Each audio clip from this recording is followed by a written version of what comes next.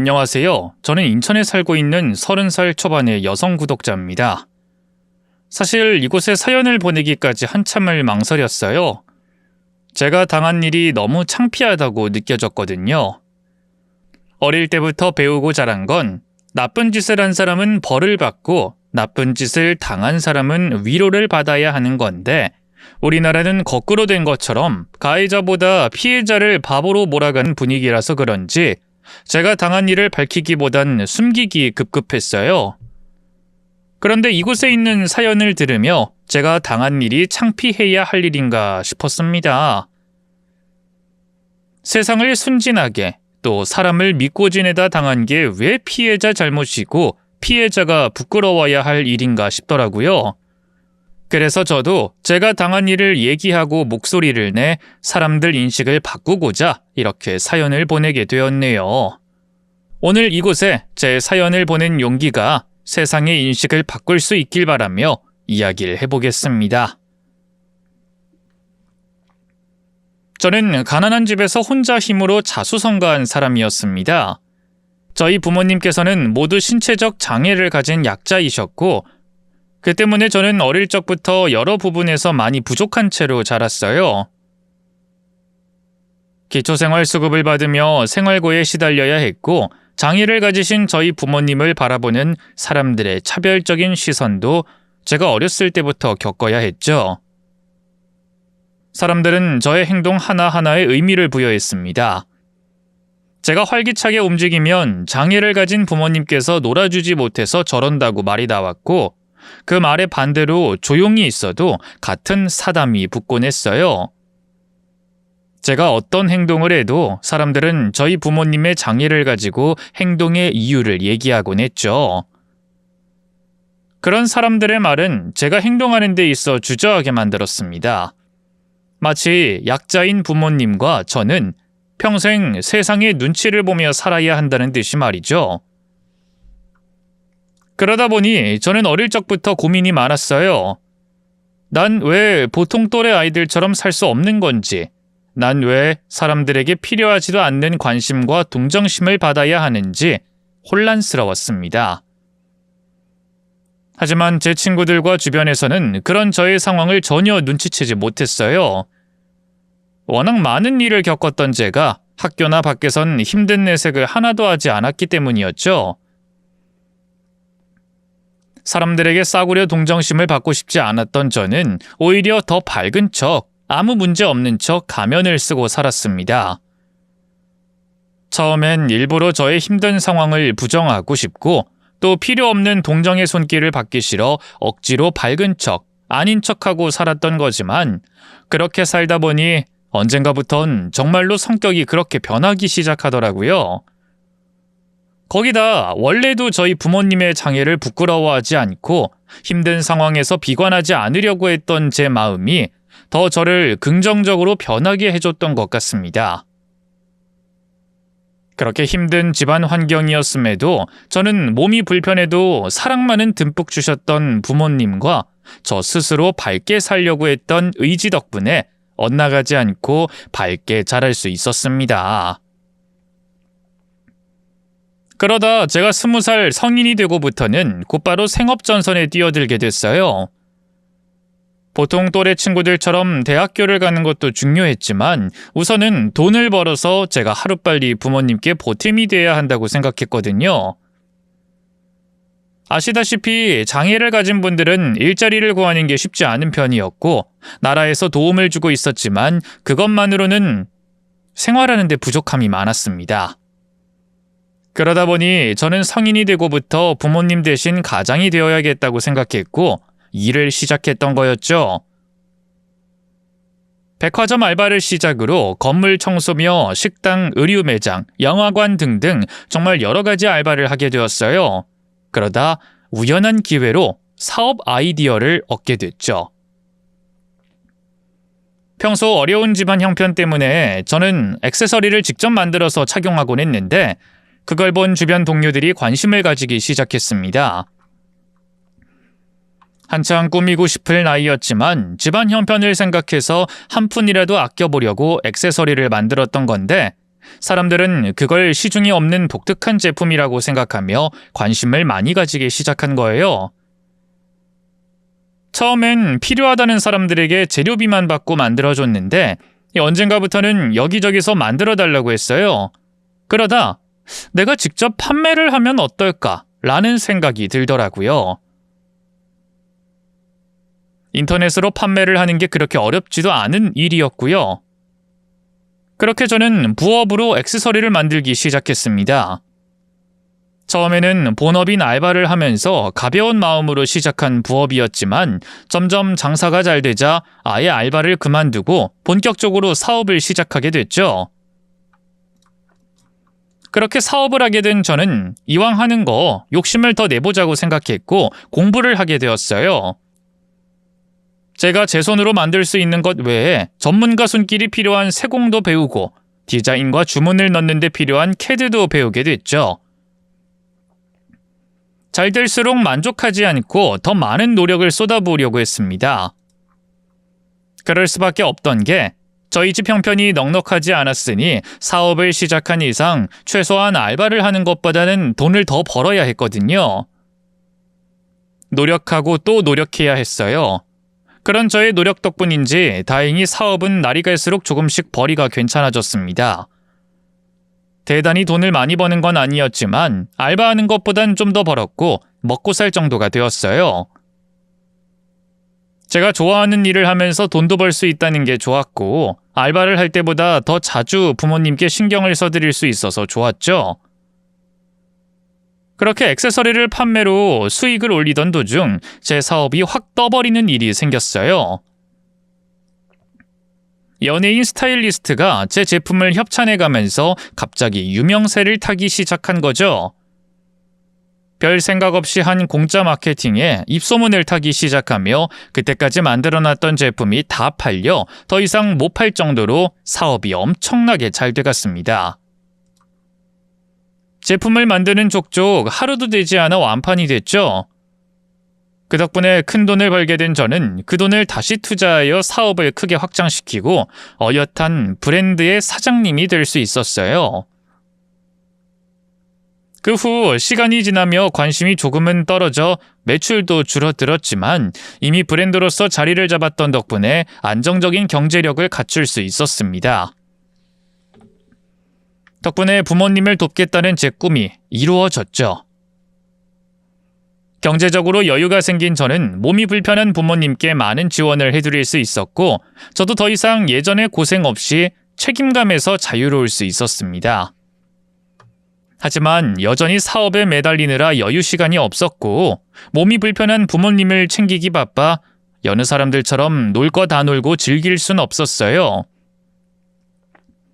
남들이 다 바라고 꿈꾸는 결혼도 점점 멀어지는 듯 했죠. 물론 저도 그 사이 연애도 몇 번 해보고 선도 봤지만 마음에 맞는 사람을 찾기가 쉽지 않더라고요. 제 사업 때문인지 만나는 사람들 모두 같은 업의 종사자들이었고 다들 속보이고 생각이 어린 모습에 연애 때마다 실망스러웠습니다. 그게 아니더라도 장애를 가진 저희 부모님 때문에 저를 결혼 대상으로가 아닌 가벼운 연애 상대로만 생각하는 남자들도 많았어요. 그래서 이번 생에는 결혼을 포기해야 하나 싶었는데 그러다 운명같이 남자친구를 만나게 됐죠. 그 사람은 저보다 연상이라 생각도 깊었고 어른답고 진중한 사람이었어요. 서로에게 관심이 있기 전 나누게 됐던 대화에서도 몸이 불편하거나 정신적으로 불편한 장애인들에 대한 생각도 바르고 편견이 없는 사람이었죠. 거기다 다른 사람들을 대할 때도 항상 배려심도 깊고 이타적인 사람 같았습니다. 그렇게 생각이 바르고 선한 남자친구의 모습에 저는 사랑에 빠질 수밖에 없었어요. 그렇게 저희는 연애를 하게 됐고 만나는 내내 저에게 헌신적이고 배려하는 모습을 보며 저는 그 사람과 평생을 같이 하고 싶다는 생각이 들었습니다. 하지만 결혼은 여전히 제게 너무나 먼 이야기로 느껴졌어요. 장애가 있는 부모님이 제일 걱정이었죠. 평생 살아오면서 장애인에 대한 세상의 차가운 시선을 너무나 잘 알았던 저였기에 저의 당당함과 상관없이 부모님의 장애가 저의 결혼의 가장 큰 고민거리라고 생각했습니다. 그래서 남자친구와 깊은 마음으로 연애를 하면서도 결혼보다는 오랜 연애와 동거를 생각하고 있었어요. 결혼은 두 사람만의 결정이 아니라는 걸 알고 있었기에 결혼을 배제하고 있었던 거죠. 더군다나 남자친구의 집안이 제법 잘 산다는 걸 알게 되면서부터 그런 제 마음은 더욱더 확고해질 수밖에 없었습니다. 부족한 것 없는 그의 집에서 장애인 부모님을 둔 저를 허락하지 않을 거라고 확신했거든요. 그래서 저는 남자친구에게도 평소 그런 제 의중을 은연중에 드러내며 결혼 생각을 접고 있었습니다. 그런데 어느 날 남자친구가 제게 깜짝 프로포즈를 해오더라고요. 오빠, 미안하지만 난 결혼 생각 없다고 했잖아. 알아. 근데 난 너와 부부로서 살고 싶어. 연애나 동거가 잘못된 건 아니지만 이 세상에 너와 내가 부부라는 걸 인정받고 싶다고. 희원아, 나랑 결혼해주면 안 될까? 안 돼. 오빤 몰라서 그래. 우리 결혼 절대 쉽지 않을 거야. 오빠 어머님께 허락받는 것도 쉽지 않을 거고. 결혼하고도 별별 말이 다 쏟아질 거라고. 난 이제까지 장애를 가진 부모를 둔 자식으로 살아와서 그걸 다 알아. 그리고 그런 것도 겪기 싫어. 그것도 사랑하는 사람과 결혼하는 과정에선 겪긴 더더욱 싫고. 그래, 내가 모를 거야. 근데 나 어떤 상황이라고 해도 견딜 수 있어. 그리고 내가 힘들어도 넌 힘들게 하지 않을 거야. 그러니 다시 생각해봐, 응? 저는 남자친구에게 거절 의사를 밝혔습니다. 결혼 과정에서 우리가 겪게 될 갈등과 고통 때문이라는 걸 남자친구도 이해할 수 있도록 확실히 얘기했죠. 하지만 남자친구는 그런 건 아무 상관없다는 듯 막무가내였어요. 부족함 없이 자라서 마냥 긍정적인 건지 아니면 장애인과 장애인 가족이 겪는 사회의 눈총을 경험해 본 적이 없어서 그런진 몰라도 우리 부모님 일은 아무런 상관없다며 결혼하자고 하더라고요. 사랑하는 사람의 가족에게서 고통받기 싫었고 또 제가 겪은 고통을 남자친구에게까지 전가시키고 싶지 않았던 저는 그동안 제가 겪은 일들과 세상의 시선에 대해 한참을 설명했습니다. 하지만 제가 며칠에 걸쳐서 얘기한 게 아무 소용이 없었는지 남자친구는 여전히 긍정적이기만 했고 결혼하고 싶어 했어요. 결국 제가 먼저 두 손 두 발을 들게 됐죠. 남자친구에게 설득당한 저는 결혼을 결심하게 됐던 겁니다. 이후 양가 부모님께는 결혼에 대한 이야기를 아직 밝히지 않은 채 저희끼리 얘기를 나누고 있었어요. 그러다 남자친구가 명절 연휴에 저를 고향집에 데려다 주겠다고 하더니 갑자기 저희 부모님께 인사를 드리는 거예요. 아직 부모님께 결혼 얘기를 꺼내지 않았던 저는 돌발적인 남자친구의 행동에 화가 났습니다. 하지만 부모님께서 남자친구를 좋아하시고 우리 부모님을 보고 놀라지 않고 넉살 좋게 구는 남자친구를 보며 마음이 풀리기 시작했어요.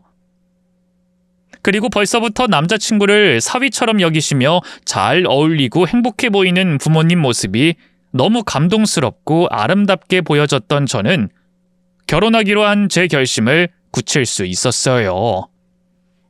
그렇게 자신감과 확신을 얻었던 저는 명절이 끝나고 며칠 뒤에 남자친구 집으로 찾아가 결혼 인사를 드리려고 했습니다. 남자친구에게 하루빨리 찾아가 결혼 인사를 드리자고 했죠. 그런데 남자친구가 하루 이틀 계속해서 미루기 시작하더라고요. 우리 집에 인사 가는 거 며칠 미룰 수 있을까? 왜 그래? 집안에 무슨 일이라도 있어?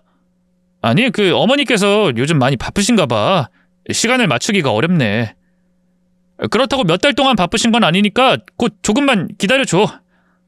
많이 바쁘셔? 그래도 잠깐이라도 시간 내주시면 좋은데. 우리 집에선 어떻게 되는 거냐면서 많이 물어봐서. 나도 요즘 어머니 얼굴을 못 볼 정도야.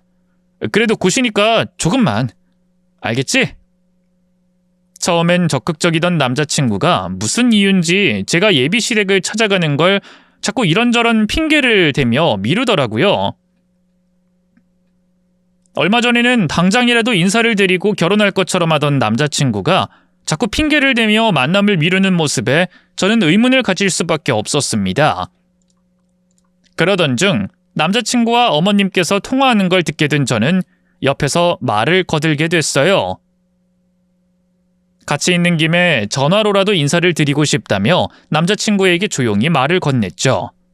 그런데 전화기 너머로 시모가 제 목소리를 들었는지 먼저 남자친구에게 저를 바꾸라고 하더라고요.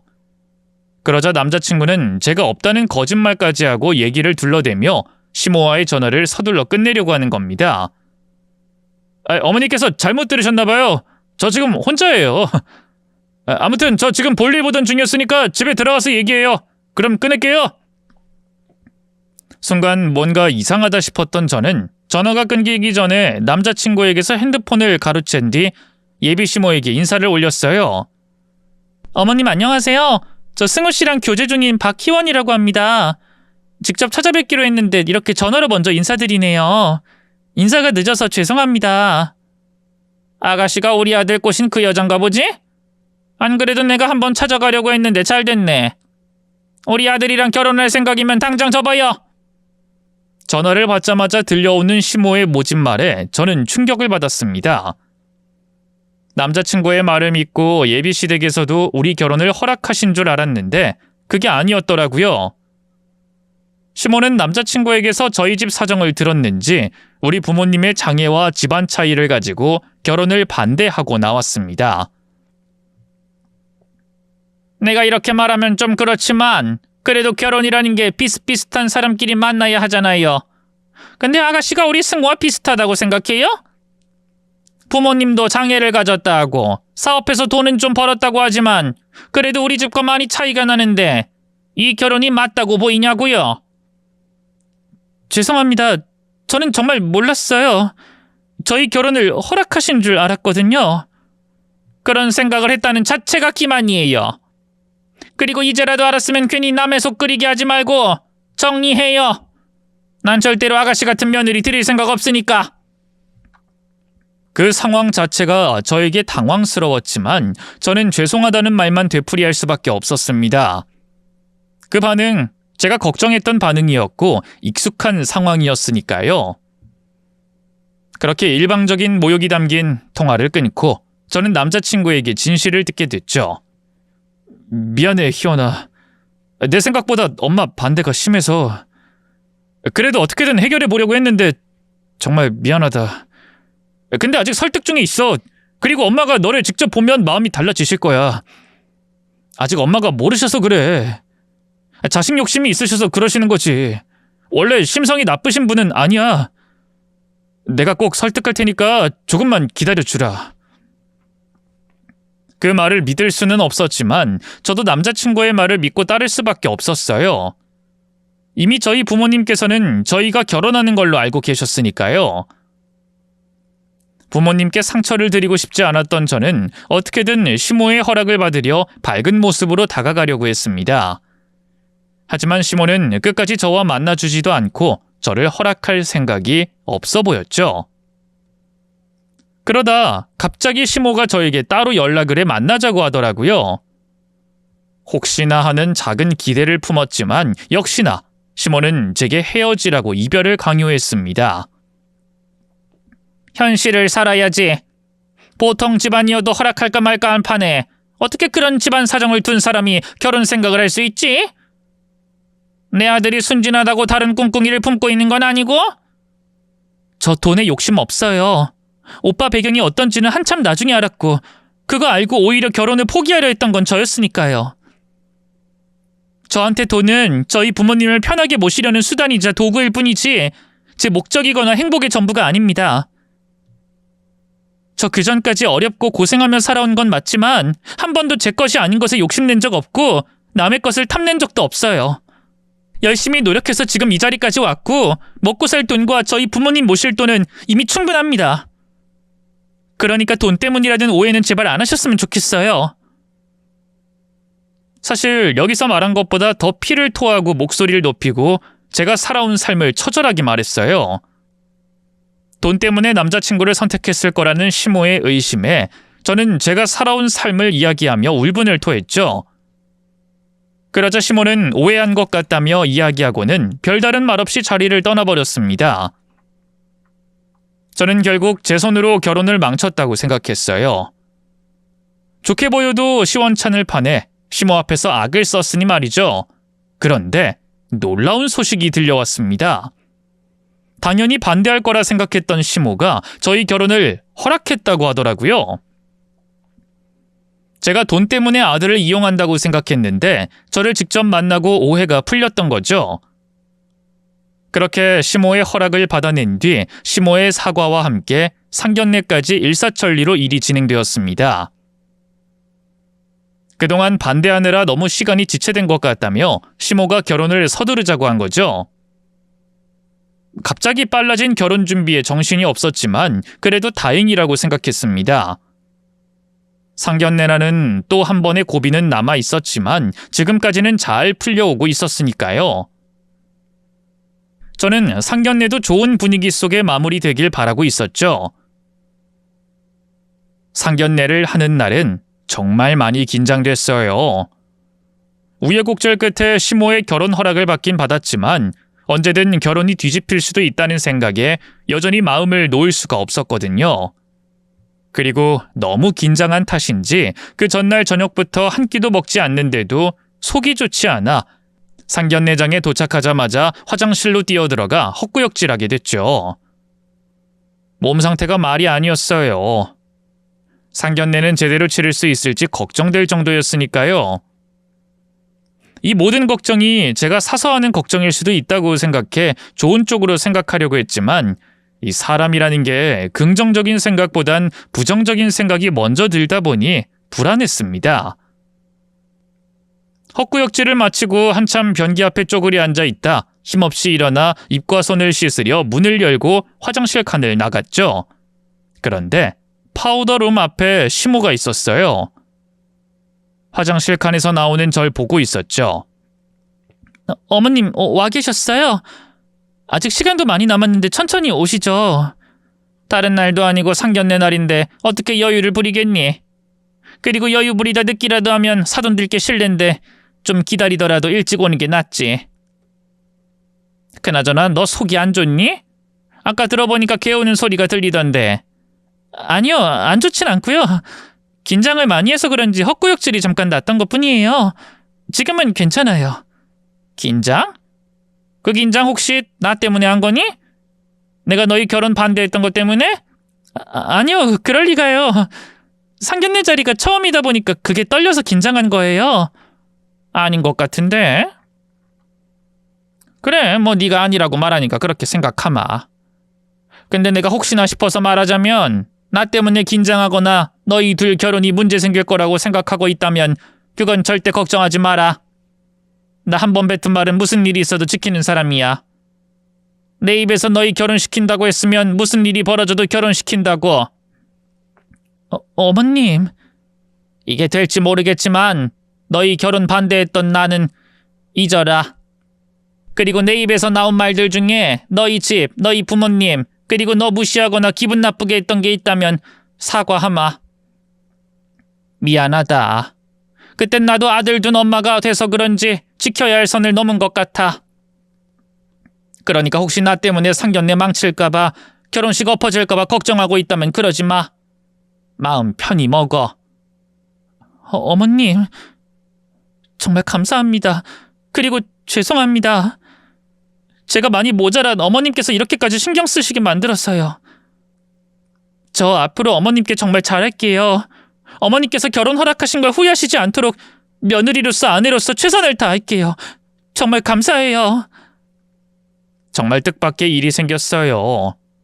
화장실에서 만난 시모가 긴장된 제 마음을 풀어주고 간 거죠. 별거 아닌 말 한마디처럼 보일 수도 있겠지만 당시 저로서는 그보다 더 마음을 편하게 만든 말이 없었습니다. 얼마나 다행이라고 생각했는지 다리 힘이 풀려 자리에 주저앉을 정도였어요. 하지만 마음속에서는 조금 전과 비교할 수 없을 정도로 힘이 솟아났습니다. 화장실을 나와 부모님을 모시고 상견례를 할 자리까지 가는데 마음도 발걸음도 가벼웠죠. 그리고 며칠 내내 걱정했던 것과 달리 아주 즐겁고 편안한 분위기 속에서 상견례가 진행됐어요. 집안 형편 차이나 자신들이 가진 장애로 인해 제 결혼에 문제가 생길까봐 속으로 걱정이 많으셨던 저희 부모님께서도 편한 모습이었죠. 정말 감사합니다. 이 결혼이라는 게 애들 2사람만 하는 게 아니라 집안끼리도 인연을 맺는 건데 많이 부족한 저희 집안 상황도 이해해 주시고 이렇게 반겨주셔서 감사드려요. 그리고 또 많이 부족해서 죄송합니다. 아유, 죄송하다뇨. 오히려 제가 죄송한 게 많죠. 저희 승우 많이 모자란 아이거든요. 그에 비해 희원이는 손도 야무진 것 같고 성격도 똑부러지고 매사에 활력도 의욕도 넘친 데다가 머리에서 생각나는 걸 바로 행동으로 옮기는 실행력에 생활력도 강하니 저희 승우 아내로서 제 며느리로서 과분할 정도입니다. 저희가 감사드리고 모자란 제 아들 사위로 받아주신다고 하니 죄송하네요. 그리고 또 하나, 제가 2분께 머리 숙여 죄송하다고 말씀을 드릴 일이 있어요. 정말 죄송합니다. 2분을 뵙기도 전에 제가 큰 잘못을 저질렀네요. 이렇게 머리 숙여 사죄드리겠습니다. 네? 아니 왜 이러십니까? 이러지 마세요, 사돈. 그만 일어나세요. 아무 말 안 하고 넘어갈 수도 있는 일이지만 그건 진심으로 반성하는 게 아니라고 생각해서요. 거기다 희원이가 다 들었는데 사과도 없이 넘어가는 건 희원이뿐만 아니라 2분도 무시하고 기만하는 행동 같아서 이렇게 머리 숙여 사죄를 드리며 사실대로 말합니다. 상견례가 있기 전까지 제가 아이들 결혼을 심하게 반대했습니다. 희원이도 2분의 소중한 자식이라는 걸 2분께서 희원이를 키우는데 저만큼이나, 아니 저보다 더 훨씬 많은 애정과 노력을 기울이셨다는 걸 잠시 잊은 채 제 아들 챙긴다고 하지 말아야 할 언행을 많이 했습니다. 이 점 진심으로 반성하고 있고 후회하고 있습니다. 그리고 사죄드립니다. 제가 저질렀던 실수들 용서해 주세요. 정말 죄송합니다. 시모의 갑작스러운 얘기와 행동에 저희 부모님께서는 제법 많이 당황하셨습니다. 좋게 흘러가던 분위기 속 상견례 자리에서 사돈들 분이 머리를 숙여 용서를 구할 거라는 건 생각도 못 하셨으니까요. 거기다 제가 결혼 진행 과정에 있어서 단 한 번도 예비씨 댁에 반대가 있었다고 말한 적이 없었다 보니 더 많이 놀라셨던 것 같아요. 또 자신들의 장애로 인해 제가 시모에게 어떤 반대를 받았을지 예상이 되니 2분의 표정이 굳어가기 시작했죠. 아주 잠시였지만 조금 전까지 화기애애하던 상견례 자리는 무거운 분위기가 되었고 침묵만이 흘렀습니다. 그러다 저희 아빠께서 입을 떼셨어요. 그러고 계시면 저희가 더 죄송합니다. 그러니 이제 그만 일어나시죠. 다 지나간 일이지 않습니까? 그리고 부모로서 자식에게 욕심을 더 가지는 건 당연한 일이죠. 상황이 반대였으면 아마 저희도 사돈께서 한 것처럼 똑같이 했을지도 모릅니다. 그런데 아이들 결혼 결국엔 허락해 주시고 오늘 자리에서도 저희 배려해 주셔서 정말 감사했습니다. 그것만으로도 충분한데 이렇게 당연한 일에 대해 사과까지 해주시니 저희가 몸둘 바를 모르겠네요. 죄송하고 감사해서 말이죠. 저희 정말 이전에 어떤 일이 있었는지 전부 다 괜찮습니다. 그러니 너무 마음 쓰지 않으셔도 됩니다. 저희 때문에 불편한 마음 조금이라도 있으시다면 다 털어버리세요. 아이, 정말 감사합니다. 이렇게 좋은 분들이라는 걸 알았으면 그런 잘못된 말과 행동은 안 하는 건데 정말 감사드려요. 그리고 앞으로 제가 희원이에게 정말 잘하겠습니다. 또 2분께도 좋은 사돈이 되도록 노력할게요. 제가 자신들의 장애로 인해 무시나 차별을 받아오면 절대 가만히 있지 않는 부모님이셨지만 시모의 용기 있는 고백과 진심이 담긴 반성은 그런 2분의 이해와 용서를 구하게 만들었습니다. 앞서 용기 있는 고백이라고 말한 것처럼 시모가 한 행동은 절대 쉬운 일이 아니었어요. 잘못하면 상견례 자리가 끝나는 것만이 아니라 욕까지 먹고 봉변을 당할 수 있는 일이니 굳이 들쳐 말할 이유가 없는 일이었으니까요. 그런데도 자신의 잘못을 솔직히 고백하고 저희 부모님께 머리 숙이는 모습의 시모를 보니 상견례를 하기 전 결혼 반대로 인해 좋지 않았던 기억과 감정이 싹 사라지는 것 같았습니다. 또 시모에게 존경심마저 들 정도였어요. 다른 사람들, 아니 저라고 해도 쉽게 할 수 있는 말과 행동이 아니었으니까요. 마음속 아직 남아있던 조그마한 불안도 사라졌고 앞으로의 시작할 결혼 생활도 더 기대됐죠. 사랑하는 남자친구와 보내게 될 시간은 당연했고 이렇게 멋지고 존경스러운 시모가 함께하는 삶도 무척이나 기대됐어요. 가장 큰 고비라고 생각하던 결혼 허락과 상견례 자리가 별탈 없이 무난히 넘어가고 있어 이제 제 삶은 행복한 시간밖에 남지 않았다고 생각했죠.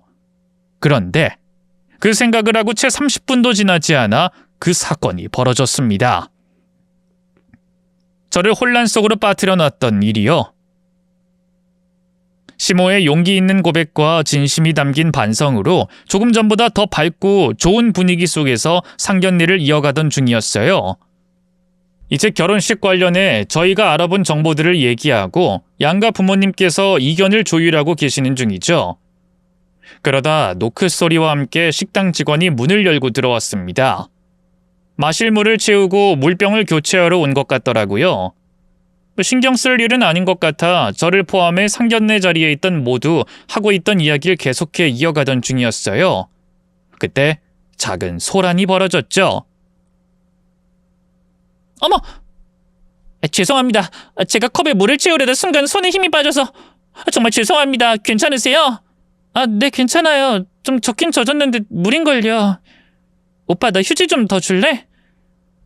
제가 너무 많이 쏟아서 휴지 가지고는 안 될 것 같은데 휴지로 닦으면 먼지도 많이 묻고요. 제가 수건 가져다 드릴까요? 그렇게 해주시겠어요? 그러지 말고 제가 받으러 갈게요. 화장실 가서 핸드드라이어에 말리면 될 것 같아서요. 물을 따르던 직원이 제 어깨와 팔에 물을 쏟는 일이 생기며 제가 잠시 밖으로 나가게 되었어요. 직원이 수건을 가져다 준다고 해서 저는 화장실로 먼저 뛰어가게 됐죠. 잠깐이었지만 중요한 상견례 자리를 비워 마음이 조급했던 저는 서둘렀어요. 핸드드라이어에 젖은 부분을 대어 옷을 말리고 있었죠. 그리고 바로 직원이 들어왔는데 주겠다는 수건은 주지 않고 저를 뚫어지게 쳐다보고 있는 겁니다. 조금 전 자기가 한 실수와 자기 손으로 가지고 온 수건의 목적을 잊어버린 건 아닐 텐데 말이에요. 당황스러웠던 저는 수건을 가지고 멀찍이 서 있는 직원을 쳐다봤어요.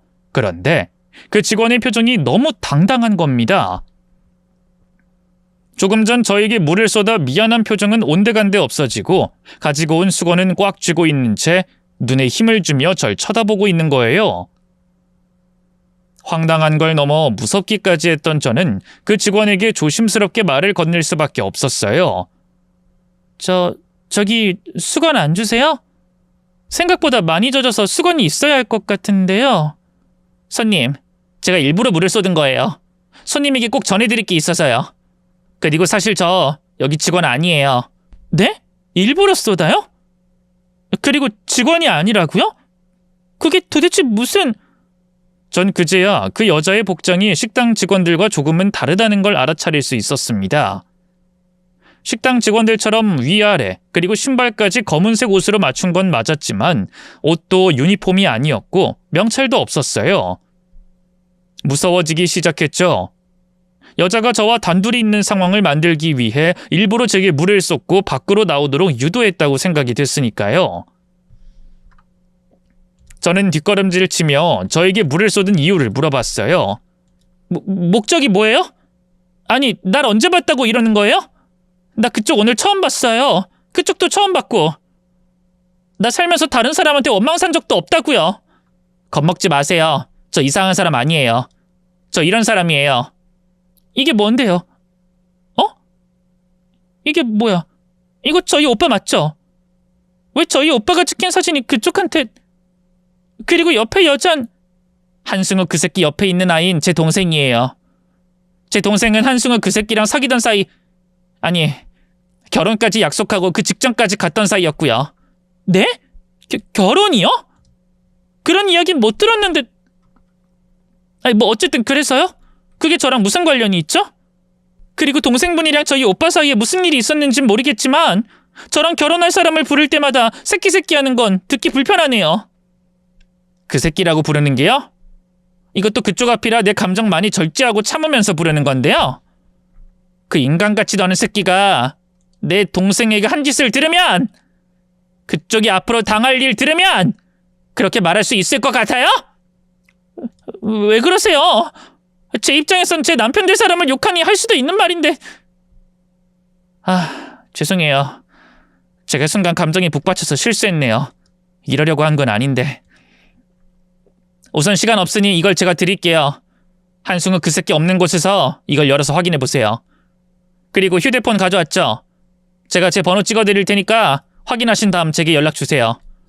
이게 뭔데요? 한승우 그 새끼가 어떤 새끼인지, 내 동생이 누구 때문에 그렇게 된 건지 어느 정도 알 수 있는 증거들이에요. 한승우 그 새끼 제 동생을 죽인 놈이나 다름없어요. 그 새끼 때문에 제 동생은 완전히 삶의 의지를 잃었다고요. 지금까지 나 그쪽 도와주려고 이러는 거예요. 또 내 동생 복수하려는 거고. 그러니까 이거 한승우 그 인간에게 절대 보여주면 안 돼요. 아시겠죠? 이해하기 힘든 말을 한 여잔 손에 쥐고 있던 수건을 제게 건네줬어요. 그런데 그 수건만 줬던 게 아니었죠. 수건 밑에는 손바닥만한 철제 케이스가 하나 있었어요. 그게 뭔지, 무슨 일이 있었길래 이러는 건지 묻고 싶었지만 여잔 제게 물건을 건네고 사라진 뒤였습니다. 그 잠깐 사이 제게 벌어진 일이 너무 황당했어요. 그리고 손에 쥐고 있던 수건과 철제 케이스를 한참 동안 쳐다보다 케이스를 열어보려고 했는데 그때 밖에서 남자친구 목소리가 들려왔죠. 희원아, 무슨 일 있는 거 아니지? 이제 나갈 거야. 나가려고. 너무 황당한 일에 상견례 중이었다는 걸 깜빡했던 저는 정신을 차리고 밖으로 나갔습니다. 절대로 남자친구에게 보여주지 말란 철제 케이스는 수건으로 덮은 채로 상견례 자리로 들어가 이야기를 나눴죠. 하지만 상견례를 하는 내내 제 정신은 다른 곳으로 가 있었습니다. 여자가 한 말과 건네준 철제 케이스의 말이에요. 그래서 상견례를 마치고 난 뒤 쏜살같이 부모님을 모시고 집으로 돌아갔어요. 집으로 돌아가서는 결혼 관련해 얘기를 더 나누자는 부모님께 긴장한 탓에 피곤하다며 핑계를 대고 제가 쓰던 방으로 가 케이스를 열어봤죠. 철제 케이스를 열자 그 안에는 여러 장의 종이와 함께 포스트잇이 붙은 휴대폰 하나가 있었어요. 포스트잇에는 숫자가 쓰여 있었는데 그 휴대폰에 비밀번호 같았죠. 저는 휴대폰 전원을 켜며 케이스 안에 접혀있던 종이들을 펴서 확인해봤습니다. 그리고 그 종이가 대출 관련 서류라는 걸 알게 됐죠. 그런데 대출 서류에는 제가 처음 본 사람의 이름이 적혀 있었습니다. 도대체 이게 제 남자친구와 무슨 관련인가 싶었어요. 하지만 곧 알게 됐죠. 휴대폰이 켜지고 그 안에 있던 SNS 대화를 보고 난 이후 말입니다. 거기엔 식당에서 본 여자의 동생이자 휴대폰 주인으로 추측되는 여자와 제 남자친구의 대화가 남아 있었어요.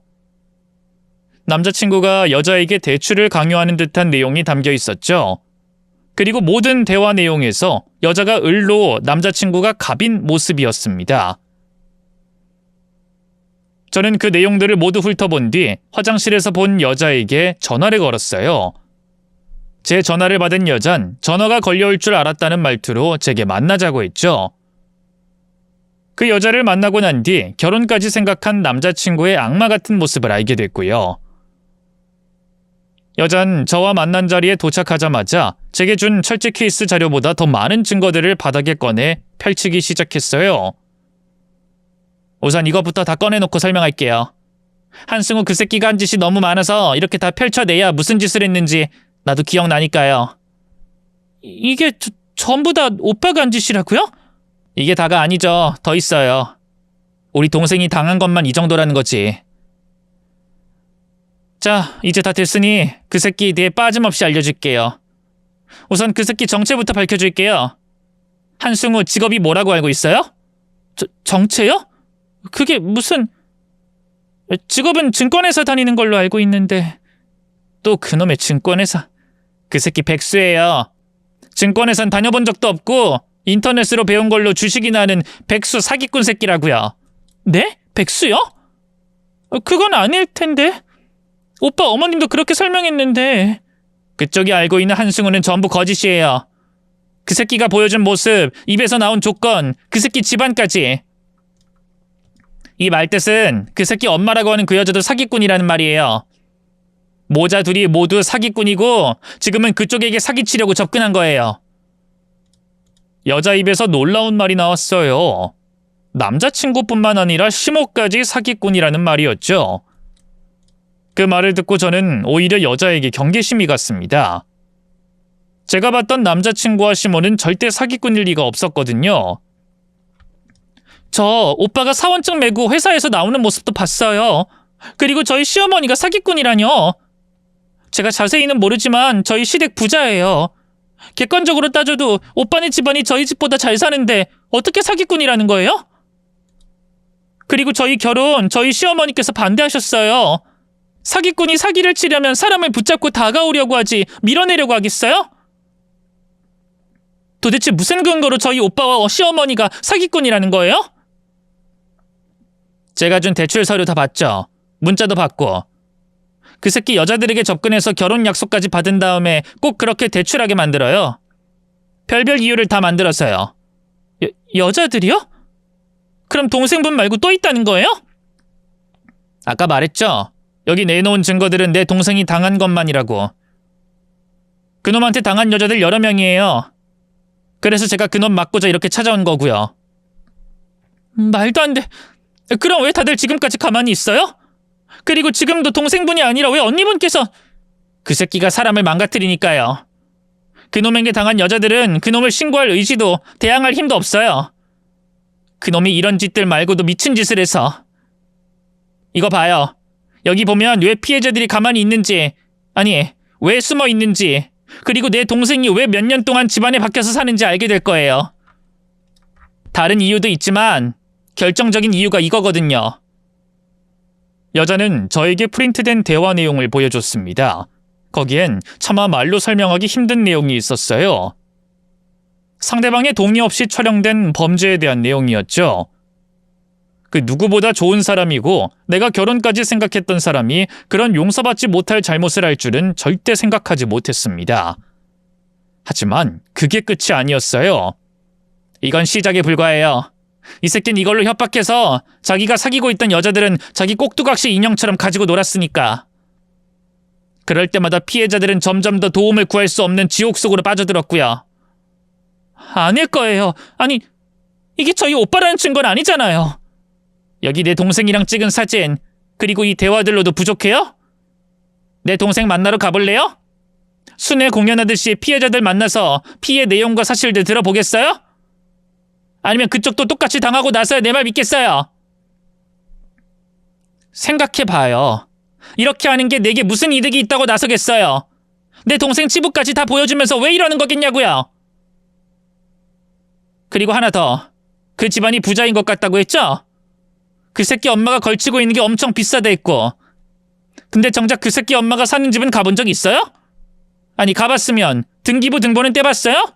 아니죠? 근데 뭘 보고 그 집이 잘 산다고 생각하는 거예요? 그 새끼가 말한 걸 보고? 입은 옷? 몰고 다니는 차? 그 새끼가 사는 집? 그거 전부 피해자들 돈 빨아서 산 것들이에요. 근데 그렇게 빨아서 사봤자 거칠의 정도나 할 수 있는 거지. 진짜 부자는 아니라서 조금만 파보면 다 알 수 있다고요. 지금 내가 하는 말이 믿어지지 않으면 한번 알아봐요. 그럼 내 말 믿을 테니. 어떻게 이런 일이... 믿기지 않는다는 거 알아요. 그 새끼 연기에 속은 피해자가 한둘이 아니니까. 근데 내 말이 사실이고 믿어야 해요. 그리고 우릴 도와줘요. 지금 그쪽을, 그리고 피해자들을 도와줄 사람은 그쪽밖에 없어요. 네? 도와요? 제가요? 그 새끼 신고하고 싶어도 결정적인 증거가 없어요. 거기다 저희 동생을 포함해서 다른 피해자들도 이미 삶이 피폐해진 상태라 정상적인 생활이 불가능하고 또 영상이 배포될까봐 겁을 먹어 신고할 의지마저 꺾여 있고요.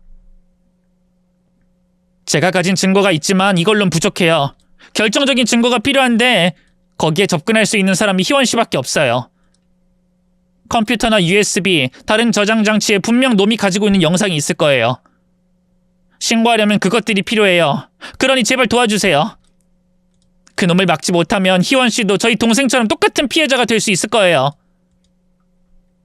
손이 덜덜 떨릴 만큼 놀랐지만 간절한 눈빛으로 도움을 청하는 부탁을 거절할 수 없었습니다. 거기다 저 역시 또 다른 피해자일 수 있었어요. 그래서 피해 영상들이 있는 저장 장치를 찾기로 했죠. 결혼을 약속한 사이였기 때문에 남자친구 집안으로 들어가는 건 어려운 일이 아니었어요. 그리고 남자친구가 잠시 집을 비운 사이 집안 곳곳을 뒤지기 시작했습니다. 그러다 발견하게 됐어요. 정말 피해자들이 찍힌 영상이 있었던 거죠. 저는 그 USB를 챙겨 집을 나가려고 했습니다. 그런데 그때 현관문 바로 앞에 있던 남자친구와 마주치게 됐죠. 희연아, 어디가? 무슨 일이?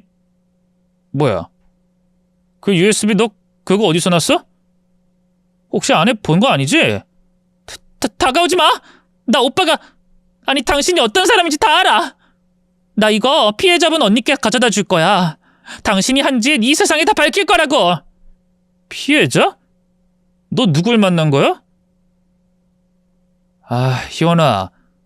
너 정말 왜 일을 어렵게 만드니? 아, 그거 줘. 아, 그거 내놓으라고! 미친놈. 넌 정말 미친놈이야! 여기 내 영상도 있더라? 너 나도 돈 보고 접근한 거니? 사랑하겠다는, 결혼해서 평생을 같이 살겠다는 말 모두 거짓말이었어? 아니야, 넌 진심이었어. 너랑은 결혼하고 행복하게 살려고 했다고. 그런 놈이 이런 영상이나 몰래 찍어? 왜? 이걸로 나 협박하려고? 나도 협박해서 돈 뜯어내려고? 아니라니까, 이씨. 넌 진짜 사랑했다고. 그럼 거짓말이 들통나면 어떻게 하려고 했는데? 너 직업, 너네 집안 다 거짓말이잖아. 아이씨, 이게 전부 다 들었네? 그거 누가 말해줬어? 어떤 년이야? 아이, 진짜 일 더럽게 꼬이네. 아, 그래, 솔직히 말해줄게. 너도 똑같이 돈 뜯어내고 가지고 놀려고 했어. 아니, 조건이 딱 좋잖아. 장애인 부모를 둔 자수성가 외동딸. 장애인 부모 때문에 자격지심도 많고 상처도 많아서 보듬어 주기 좋고, 또 부모에 대한 책임감 때문에 쉽게 행동도 못하지. 협박하기에 딱 좋은 조건이야. 거기다 돈까지 있으니. 아, 근데 왜 이렇게 내 쉬운 일을 꼬아, 희원아? 너 지금 그 USB만 가져가면 다 해결된다고 생각하는데 아니야. 거기에 있는 영상 다른 곳에도 백업돼 있어. 네가 본 영상들 네 주변 사람들이 네 부모가 다 볼 수 있다고. 너 이 세상에 그 영상들 돌아다니게 할래? 그러고 싶어? 아니잖아. 너희 부모 위해서라도 그러면 안 되잖아. 안 그래? 그러니까 그거 얌전히 내놔. 그거 주면 내가 다른 애들에게 한 것만큼 심하게 다루진 않을게. 미친놈. 내가 이 집만 나가봐. 너 절대 용서 안 해. 1608호 이 집만 나가면 절대 용서 안 한다고. 그야말로 미친놈이었어요. 미친놈에다가 악마였죠. 그리고 그 악마놈은 저에게 다가오고 있었습니다. 이제 자칫하면 증거인 USB를 빼앗길 수 있었어요. 그런데 그때 누군가 문을 두들기기 시작했죠. 경찰입니다. 신고받고 왔으니 문 열어주세요. 안에서 응답 없으시 강제로 문 개방하겠습니다. 뭐야? 신고라니? 너 신고했어? 신고 언제 했는데? 문 앞에서 너 마주쳤을 때 뒷걸음질하면서 긴급통화 눌렀어.